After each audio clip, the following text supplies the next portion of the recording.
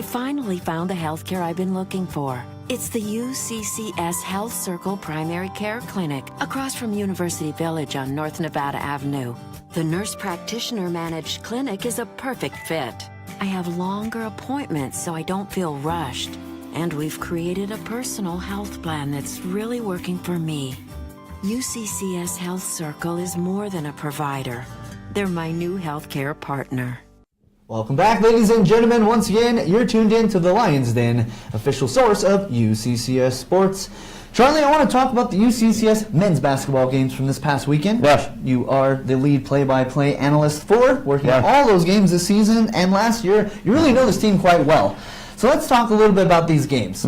Tough loss on Friday night against Regis. They fell 87-75. They came out playing really well. I mean, it looked like they brought the intensity, they brought the energy, but at the end they just weren't able to close out, and it was the Rangers who capitalized in that second half and finished that game off. What happened there, Charlie? Well, you know, it was interesting to see, and coming into this game after seeing Regis before and taking them into overtime at their place, I was very curious to see how the Mountain Lions would respond to that. And they came out and they played well, but got a chance to talk to head coach Jeff Culver after that game, and he really just not happy. You know, a lot of turnovers that night. I think a total of 20 turnovers.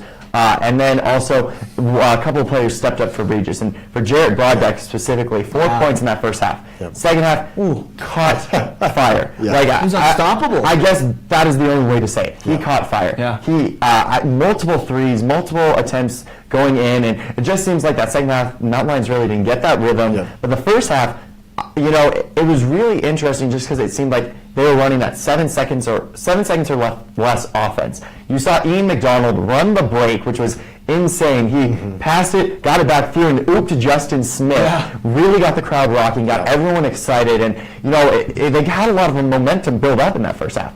Just when a player like that, Jared Broadwick, goes off, 4 points in the first half, and then goes off, it's hard to beat anybody. And then also just turnovers. Mountain Lions had a little bit of trying to make that extra pass, maybe trying to make the fancy play, but it just showed that the Mountain Lions really need to just slow down. They're still a young team, and we've been saying this all year, and I think that's where they saw it, where, last home games of the weekend, we want to put on a show for the crowd, make sure they remember us.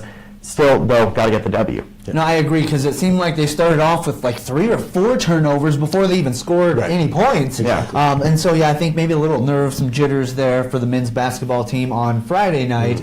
Saturday night, though, what a game. I mean, that was one of the most exciting finishes to a game that I have seen in quite some time. I know we got Mac Buckley here joining us right now, too, so I want to make sure we get Mac in on this action as he was providing the color commentary during these games. So, Mac, are you there? Yes. Yeah. So Mac, let's break down.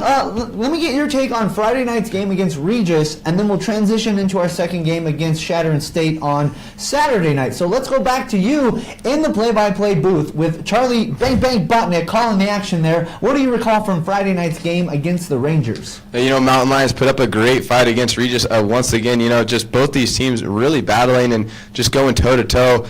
It seemed like at first, Mountain Lions were just shooting and just able to make some key shots there. And, that took a turn for that second half as far as Mountain Lions were hitting the 3 in the first half and then not so much in that second half. And that flip-flop for, Regis Rangers as well, because they weren't hitting the 3 in the first half and then started hitting big in that second half. And like Charlie mentioned, Broadbeck had 24 points and then Sienko with 23 points. So really 2 big players on that team just really sparked and helped that team get the win. And Mountain Lions just ended up not able to keep that intensity throughout, and it was unfortunate to see because hometown hometown homer over here, just trying to root for the home team, and unfortunately, boys fell, and they were playing so well from the past weekend too, especially getting those 2 wins in overtime. Yeah, and then on Saturday night's game, going into that one, I mean, that was back and forth. Mountain Lions had a good lead, then they gave up that lead to the Eagles, and it looked like for a minute Mountain Lions were going to lose on senior night here at home until late. They went on a bit of a roll, regained the lead, and then the Eagles came back, went on a run of their own. I mean, can you draw up any more of a Hollywood script than this as well, where they're down by 3 points. They have the final possession. You got Vaughn Saloon in the corner taking a 3-point shot as time nearly expires, draws the foul, goes to the free throw line, knocks down the first free throw, like nothing. Yeah. Doesn't even touch the rim on the second free throw, brings the game to within 1 point, and he has a chance to tie it up and possibly send it to overtime. Yeah. Poor Von Saloon. Yeah. Could not convert on that third free throw. right. Talk about a pressure cooker situation. He's a 66% free throw shooter, a freshman player on a 2-win team, looking for the 3rd win of the season in a loud and ruckus Gallagher Event Center, and can't convert that third free throw, and game is over. Yeah, honestly, I think that was one of the top 3 games I've ever broadcasted in my life in the 3 years, just because, like you said, it was back and forth. We had so many exciting plays, and you'll see some highlights here, but, a lot of players stepped up, and a couple of huge dunks by Justin Smith, and that really got the Mountain Lions going. The other thing, though, is I really think just a good move by head coach Jeff Culver, just to start Tim Haas and Trayshawn Wilford senior night. And Tim Haas Play the moment. really not hasn't gotten a lot of starts, but came out and just it seemed like everyone wanted to play for him and Trayshawn Wilford.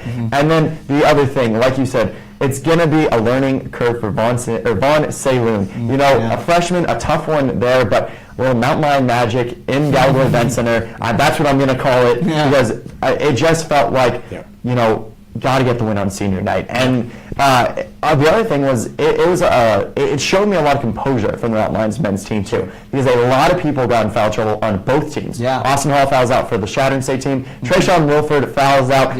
About 2 minutes left in the game. So, and then you had multiple players with 4 fouls. So a lot of free throws, and you got to give Shattern State a lot of credit, only coming in here with 2 wins and just really playing so competitively. Miles Busby had a great game. Yeah, he did. He was in foul trouble. He played well, but the Mountain Lions just really, that was a lot of heart and a lot of effort, and they just competed. And yes, Padilla Wayne fouled on that last one. I know head coach Jeff Culver, if Von Saloon hit that, he would have been very, not happy, but, honestly, one of the storybook endings for Tim Haas and Trayshawn Wilford. Yeah, a great couple weeks for UCCS athletics. Yeah, I think the Hollywood script is perfect. I agree. I mean, watching that and being down on the broadcasting table and doing that, Jared Verder and I, doing a bunch of stuff. Well, right in that last 30 seconds was when hell broke loose for Jared and I, and I'm running up and down the stairs, and I turn around and the court's flooded, and I'm like, oh, I missed it. Awesome. But no, they got the win, so it's all that matters. But no, it was a great weekend to watch. Absolutely. Mac, I want to get your take as well on that second game against Shattern State. What do you remember from all those events? Oh, it was such an exciting night. I mean, goodness, Charlie mentioned it, big slam from Justin Smith, big alley-oops, one alley-oop, in that game, and it was just exciting to watch. It was so intense.